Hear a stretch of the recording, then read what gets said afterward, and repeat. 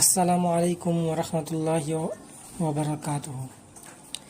আজকের প্রশ্ন, আল্লাহ সুবহানাহু ওয়া তাআলার শ্রেষ্ঠ সৃষ্টি কোনটি? 1. জিন, 2. মানুষ, 3. ফেরেশতা এবং 4. জান্নাত। সঠিক উত্তরটি কমেন্ট বক্সে লিখে জানাবেন। আর ইসলামিক জ্ঞান বৃদ্ধি করতে আমাদের সঙ্গে নিয়মিত যুক্ত থাকুন এবং আমাদের চ্যানেলটি ফলো ও সাবস্ক্রাইব করে দিন।